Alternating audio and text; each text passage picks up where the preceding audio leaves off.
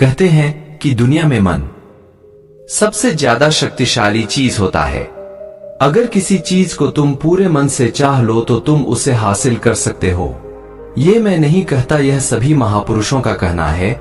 लेकिन अगर यह सत्य है, ये सच है, तो हम जो अपने मन से चाहते हैं वह हमें हासिल क्यों नहीं होता?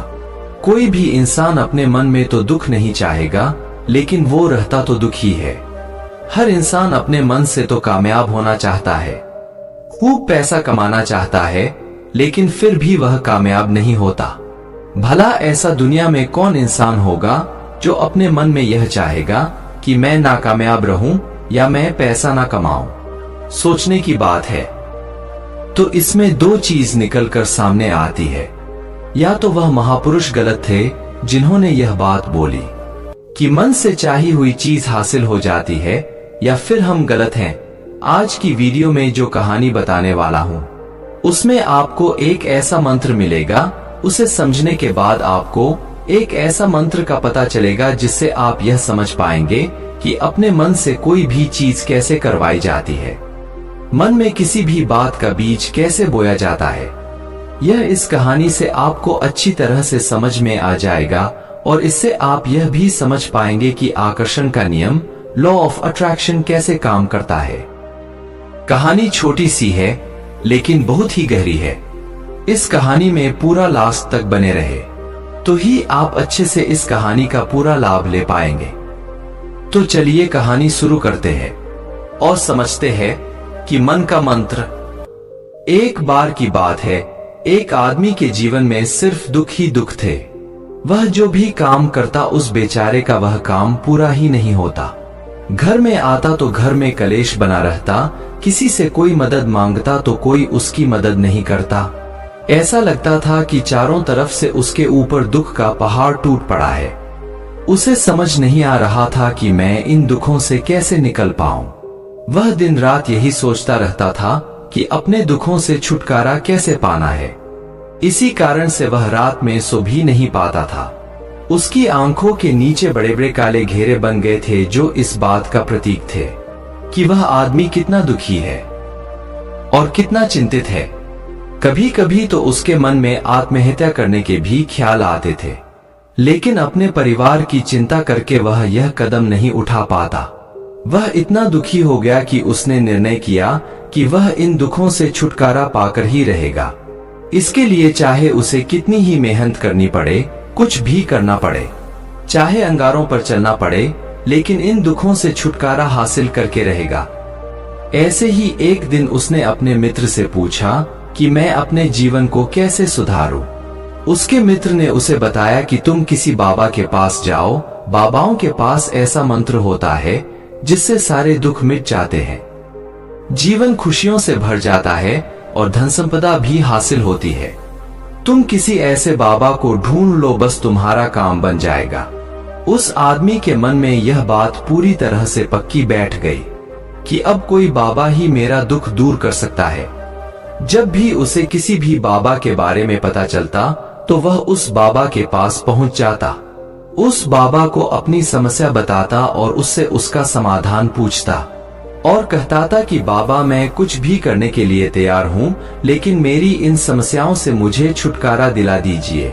आप जो कहेंगे मैं वह करूँगा, लेकिन मेरे जीवन को सुधार दीजिए।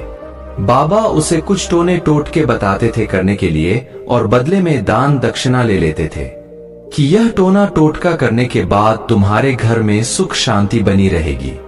बस इस टोटके को पूरी विधि के साथ करना। वह आदमी घर लौटकर पूरी विधि के साथ टोने टोटके करने लगा, लेकिन बहुत टोने टोटके करने के बाद भी उसके जीवन में कुछ बदलाव नहीं आया। इसके विपरीत उसका जीवन और ज्यादा दुखी हो गया। जो भी बाबा उसे टोना टोटका देता था वह बदले में उससे दान दक्षिणा लेता था, जिससे उसका धन भी धीरे धीरे खत्म हो रहा था। इससे उसके जीवन में दुख और ज्यादा बढ़ गया। तब उसे लगा कि बाबाओं के पास जाने से तो मेरे जीवन में दुख कम होने की वजह बढ़ते ही जा रहे हैं। तो मुझे क्या करना चाहिए? बाबाओं के पास जाऊं या ना जाऊं? फिर एक दिन एक आदमी ने उसे बताया कि तुम अपने घर में किसी पंडित को बुलाकर हवन करवा लो। हवन होगा, घर शुद्ध हो जाएगा कोई भी बुरी ऊर्जा होगी घर में तो वह घर से बाहर चली जाएगी। किसी पंडित को बुलाकर पूरे विधि विधान से मंत्र उच्चारण कराओ, हवन कराओ, जिससे घर में सुख शांति आए। उस आदमी के मन में यह बात बैठ गई और उसने एक पंडित को अपने घर पर बुलाकर हवन करवा दिया। हवन अच्छी तरह से संपन्न हुआ। बदले में पंडित ने भी अच्छी दान दक्षिणा ली और उसके बाद पंडित वहां से विदा हो गया। लेकिन कुछ दिनों के बाद उस आदमी को महसूस हुआ कि उसके जीवन में अभी भी कोई बदलाव नहीं आया है। अब वह आदमी पूरी तरह से दुखी हो गया और ज्यादा परेशान हो गया। अब तो उसे लगने लगा था कि मेरे जीवन में से दुख कभी खत्म ही नहीं होंगे, और यही सोच सोचकर उस आदमी का बुरा हाल हो गया था। फिर एक दिन उसे अपने मित्र से एक ऐसे बाबा के बारे में पता चला जो समाधान बताने के लिए कोई दान दक्षिणा नहीं लेता था। उस आदमी को ना जाने ऐसा लगा कि यह बाबा दूसरे बाबाओं की तरह नहीं हो सकता, क्योंकि यह तो दान दक्षिणा लेता ही नहीं, और अगर दान दक्षिणा नहीं लेता तो यह सच में कोई सिद्ध बाबा होगा। और यही सोचकर वह उस बाबा के पास पहुंच जाता है। जब वह आदमी वहां पर पहुंचता है तो वह बाबा ध्यान में बैठे हुए थे। यह देखकर वह आदमी वहीं पर चुपचाप बैठकर ध्यान से बाहर आने का उनका इंतजार करने लगा। थोड़ी देर बाद बाबा ने आंखें खोली तो सामने एक दुखी और परेशान युवक को बैठे देखा। उसकी आंखों के नीचे काले घेरे देखकर ही समझ गए कि यह आदमी अपने जीवन से कितना परेशान है। उसे संबोधित करते हुए बाबा ने पूछा कि बच्चा, क्या चाहते हो? बाबा के पास क्या लेने आए हो? उस आदमी ने कहा कि बाबा, मैं अपने जीवन से बहुत परेशान हूँ। मैंने इन दुखों को दूर करने के लिए बहुत सारे रास्ते अपनाए, हर वो तरकीब करके देखी जो भी किसी बाबा ने मुझे बताई, हर वो काम किया जो कोई भी इंसान ने मुझसे करने को कहा, लेकिन मेरे जीवन में दुखों में कोई कमी नहीं आई। बाबा, इसके विपरीत मेरे जीवन में दुखों में बढ़ोतरी हो गई है। मुझे समझ में नहीं आ रहा है कि मैं क्या करूं। कभी कभी तो मैं आत्महत्या करने की सोचता हूं, लेकिन मैं अपने परिवार की सोचकर मैं यह कदम नहीं उठाता हूं। मैंने आपके बारे में बहुत सुना है बाबा, और मैं बहुत उम्मीद के साथ आपके पास आया हूं। कृपया करके मुझे कोई ऐसा मार्ग बताएं जिससे मुझे अपने दुखों से छुटकारा मिल जाए। मैं अपने दुखों से छुटकारा पाने के लिए कुछ भी करने को तैयार हूं। आप मुझे कोई भी रास्ता बताएं, चाहे वह रास्ता कितना ही कठिन क्यों ना हो, मैं उसको पार करके रहूंगा। बाबा ने महसूस किया कि यह आदमी तो सच में बहुत परेशान है। बाबा ने उसकी बात सुनकर कहा कि बच्चा, दुखों को दूर करने के लिए मंत्र ऐसे ही नहीं मिलते हैं। मंत्र पाने के लिए कुछ करना पड़ता है। तुम कुछ कर सकते हो। यह सुनकर पहले तो उस आदमी ने सोचा कि यह बाबा भी मुझसे दान दक्षिणा मांगेंगे, लेकिन और कोई रास्ता ना पाकर उस आदमी ने कहा, बाबा, आपको जितना भी दान दक्षिणा चाहिए मैं देने के लिए तैयार हूँ, लेकिन आपका मंत्र सच्चा होना चाहिए, वह पूरा होना चाहिए, उसका फल मुझे मिलना चाहिए।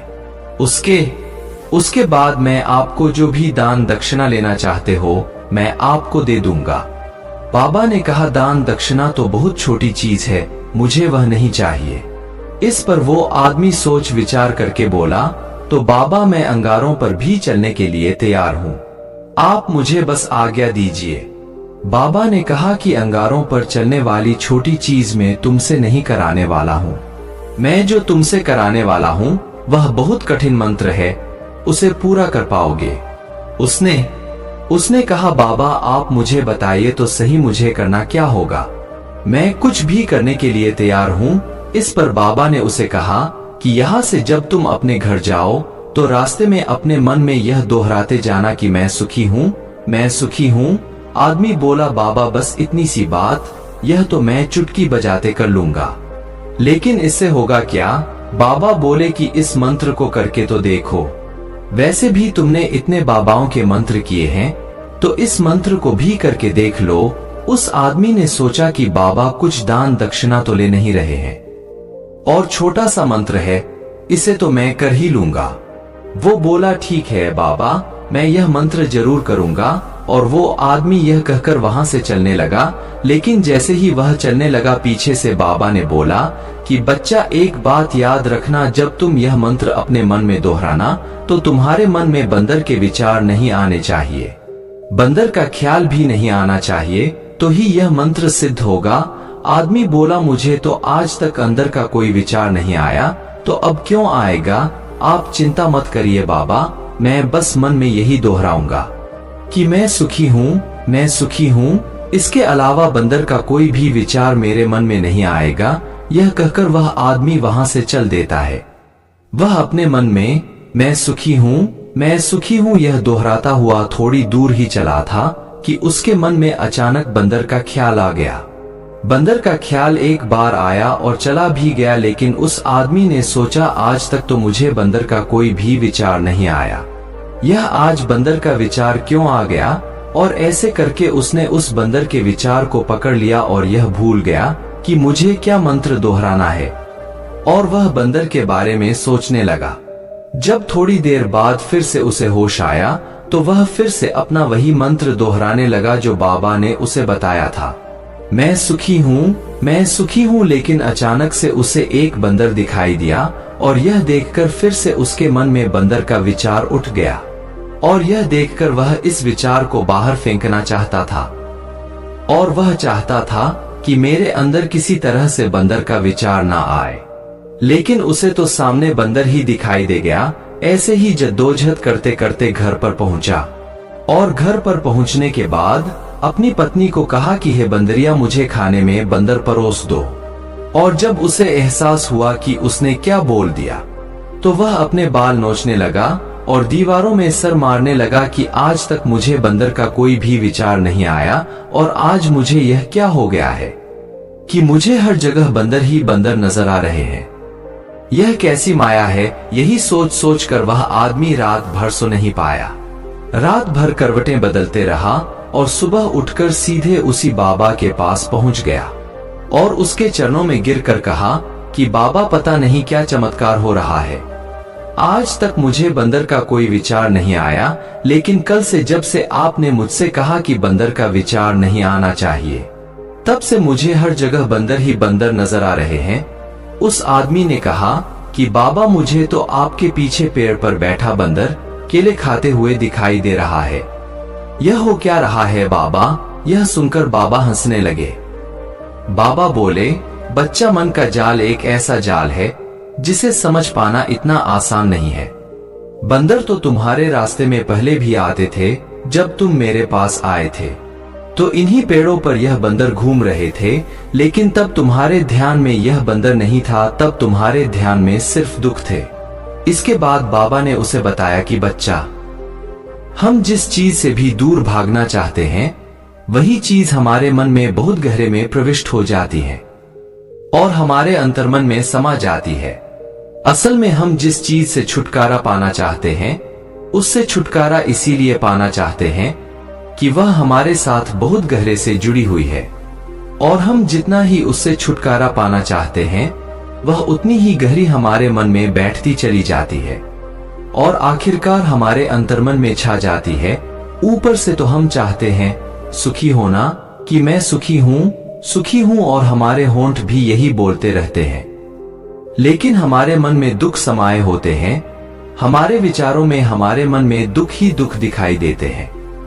इसीलिए अपनी जुबान से बार बार यह बोलने से कि मैं सुखी हूं, मैं सुखी हूं, हम सुखी नहीं होंगे जब तक यह मंत्र हमारे अंतर्मन में प्रविष्ट नहीं होगा। इस पर उस आदमी ने पूछा कि बाबा, लेकिन यह मंत्र हमारे अंतर्मन में प्रविष्ट कैसे होगा? यह सुनकर बाबा ने कहा कि बच्चा, अपने दुखों से लड़ना बंद कर दो। जब तक तुम अपने दुखों को दूर करने की सोचते रहोगे तब तक वो दुख तुमसे चिपके रहेंगे, तब तक वो दुख तुम्हारे अंतर्मन पर अपना राज बनाए बैठे रहेंगे, और जिस दिन तुम उन दुखों के बारे में सोचना ही छोड़ दोगे, उन दुखों से छुटकारा ही नहीं पाना चाहोगे, उसी दिन से तुम्हारे जिंदगी से दुख गायब हो जाएंगे। क्योंकि किसी भी चीज से छुटकारा पाने के लिए हमें उस चीज के बारे में सोचना पड़ता है, और हम जितना ही उस चीज के बारे में सोचते हैं वह उतनी ही गहरी हमारे मन में प्रविष्ट होती चली जाती है। हम अधिकतर समय और दुखों के बारे में ही सोचते हैं। हम यही सोचते हैं कि हमारे जीवन में दुख है और हमें इससे छुटकारा पाना है। इसी वजह से बार बार सोचने से वो दुख हमारे अंतर्मन में प्रविष्ट हो जाते हैं और हमें एहसास भी नहीं होता। इसीलिए अगर तुम दुखों से छुटकारा पाना चाहते हो तो दुखों से छुटकारा पाने के बारे में सोचना छोड़ दो। तुम्हें दुखों से छुटकारा मिल जाएगा। अक्सर आदमी धूम्रपान छोड़ना चाहता है, शराब छोड़ना चाहता है, सुबह अपने आप से यह वादा करता है कि मैं कोई भी गलत काम नहीं करूंगा, लेकिन शाम को जब लौटता है तो नशे में चूर होकर लौटता है। ऐसा क्यों होता है? जो हम सोच रहे हैं वह पूरा कर ही नहीं पा रहे हैं। असल में हम उस चीज को बहुत ज्यादा तवज्जो दे रहे हैं, उस चीज को बहुत ज्यादा अहमियत दे रहे हैं। जब भी हम उस चीज को छोड़ने के बारे में सोचते हैं तो हम उसकी इंपॉर्टेंस यानी कि विशेषता और ज्यादा बढ़ा देते हैं। हमारा मन उस चीज के बारे में जितना ज्यादा सोचेगा, शराब या धूम्रपान छोड़ने के बारे में जितना ज्यादा सोचेगा, हमारा मन उतना ही उस चीज के पीछे ज्यादा भागेगा। हमें उस चीज से लड़ना नहीं है, बल्कि बिना सोचे गुजर जाना है। और अगर हम इस मंत्र को समझ लेते हैं तो हम अपने जीवन में जो भी पाना चाहते हैं उसे अपने अंतर्मन में डाल सकते हैं। और एक बार वो लक्ष्य हमारे अंतर्मन में बैठ जाता है तो फिर सफलता पाने में कोई समस्या नहीं आती, कोई दिक्कत नहीं आती। तो दोस्तों, कैसी लगी आपको यह कहानी? दोस्तों, आशा करते हैं ये कहानी आपको पसंद आई होगी। कहानी पसंद आई हो तो इस वीडियो को शेयर करें और हमारे चैनल को सब्सक्राइब और लाइक जरूर करें।